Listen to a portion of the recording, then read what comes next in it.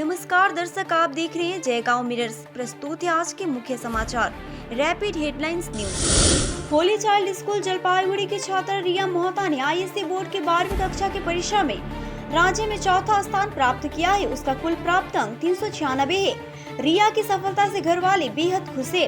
रिया के पिता हरि मोहता पेशे से एक बिजनेसमैन है। मां रेखा मोहता गृहिणी है। राजगंज प्रखंड के शिकारपुर क्षेत्र के बाबूपाड़ा क्षेत्र की रहने वाली रिया ने 10वीं की परीक्षा में 96.4% अंक हासिल किए हैं। उस अंक को पार करते हुए रिया ने 12वीं कक्षा की परीक्षा में 99% अंक प्राप्त किए। रिया ने अंग्रेजी में 99% अंकों में से 96 अंक प्राप्त किए हैं। इसके अलावा उन्हें इतिहास, राजनीति, विज्ञान, भूगोल, अर्थशास्त्र में 100 में से 100 अंक मिले हैं। उनका लक्ष्य है कि भविष्य में आईएएस अधिकारी बनना है, इसीलिए वो यूपीएससी की तैयारी कर रही है।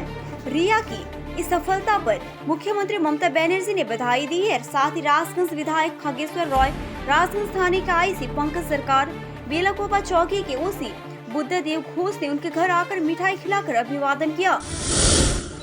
सिलीगुड़ी कोर्ट मोड़ में गिरा विशाल आम का पेड़। सिलीगुड़ी कोर्ट मोड़ के सामने सड़क किनारे लगा आम का पेड़ सोमवार को अचानक कुछ वाहनों के ऊपर गिर गया।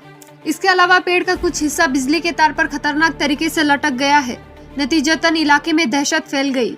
स्थानीय व्यापारियों ने किसी तरह की दुर्घटना से बचने के लिए सड़क पर आम लोगों को चेतावनी दी और सिलीगुड़ी थाने में अग्निशमन विभाग और बिजली विभाग को सूचना दी। इस घटना के कारण कुछ देर के लिए उस सड़क पर यातायात ठप हो गई। खबर मिलते ही सिलीगुड़ी नगर निगम के कर्मचारी मौके पर पहुंच गए और पेड़ों को काटना शुरू कर दिया। भीषण गर्मी में बूंद बूंद पानी को तरस रहे आदिवासी बहुल गांव के लोग। मालदा के आदिवासी बहुल हबीबपुर थाने की बुलबुली ग्राम पंचायत के कई गांव में पानी की किल्लत है। इधर भीषण गर्मी में बिना पानी के हालात और खराब हो गए हैं। बार बार अलग अलग जगहों पर शिकायत के बाद भी कोई लाभ नहीं हुआ। मजबूरन ग्रामीण टायर जलाकर और बर्तन लेकर विरोध प्रदर्शन पर उतर आए। बुलबुली ग्राम पंचायत के मनोहरपुर क्षेत्र में 40 परिवार रहते हैं। वहाँ केवल एक सब मसल है, उसका इस्तेमाल आसपास के गाँव के लोग भी करते हैं। ग्रामीण गांव के गंदे तालाब के पानी का उपयोग करने को विवश हो गए हैं। नतीजतन त्वचा संबंधी रोग हो रहे हैं। जिस तालाब में गाय भैंस नहाते हैं और बत्तखें तैरा करती है, उस तालाब के पानी का उपयोग करने से तरह तरह की बीमारियां हो रही है। दक्षिण मालदा भाजपा के संगठनात्मक जिला महासचिव अमलान भादुड़ी ने ग्राम पंचायत और जिला परिषद की भूमिका पर रोष जताया है। वहीं जिला तृणमूल उपाध्यक्ष सुखमय बसु ने इस मामले को प्राकृतिक आपदा बताकर टालने की कोशिश की है। भैया की डांट से नाराज नाबालिग ने महानंदा नदी में कूदकर की आत्महत्या। मुरलीगंज में एक नाबालिग ने महानंदा नदी में कूदकर आत्महत्या कर ली। इस घटना से पूरे इलाके में सनसनी फैल गई है। मृत नाबालिग का नाम रूपम रॉय था, जो कि 17 वर्ष का था। वह विधान नगर के रामकृष्णपल्ली इलाके के रहने वाले थे। उसने इस वर्ष हायर सेकेंडरी परीक्षा दी थी। पता चला है कि रविवार की देर रात घर आने से नाबालिग के बड़े भाई ने उसे डांट लगाई थी। फिर वह बाहर चला गया और कुछ देर बाद नाबालिग ने अपने भैया को फोन कर कहा कि वो घर वापस नहीं आएगा, ध्यान रखना। फिर महानंदा नदी में छलांग लगाकर आत्महत्या कर ली। तभी नाबालिग के भैया ने तुरंत महानंदा नदी के पास पहुंचा और देखा कि वहां उसके भाई के फोन और जूते रखे हुए हैं।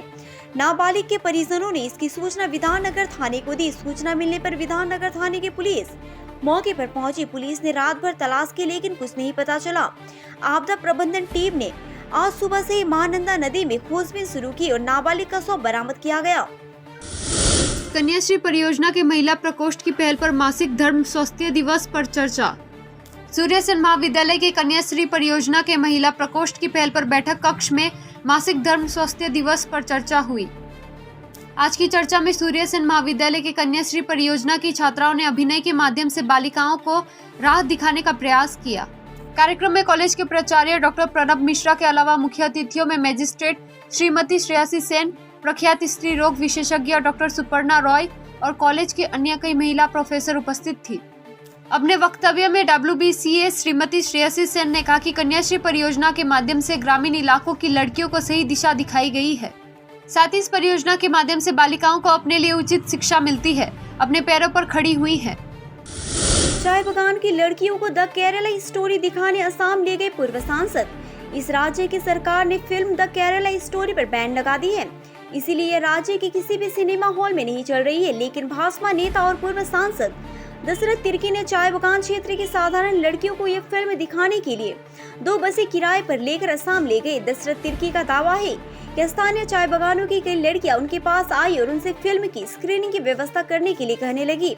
फिल्म इस राज्य में प्रतिबंधित है, लेकिन पड़ोसी राज्य असम में यह बड़े पैमाने पर चल रही है, इसीलिए वहां जाकर फिल्म देखने के बारे में पूछताछ करने के बाद दशरथ तिर्की ने असम के बंगई गाँव में एक सिनेमा हॉल में सोमवार के लिए 140 टिकटों की व्यवस्था की। इसलिए सोमवार को उन्होंने कुमार ग्राम, संकोस और न्यूजीलैंड चाय बगानों के कई लड़कों और लड़कियों को ले जाने के लिए 2 बसें किराए पर ली। सहस कुमार ग्राम प्रखंड के अन्य स्थानों से भी लड़के असम के लिए रवाना हुए। जाने से पहले उन्होंने कहा, बंगाल के मुख्यमंत्री ने अपने वोट बैंक को बनाए रखने के लिए बंगाल में इस फिल्म पर प्रतिबंध लगा दिया है। मैं उनके फैसले की निंदा करता हूँ।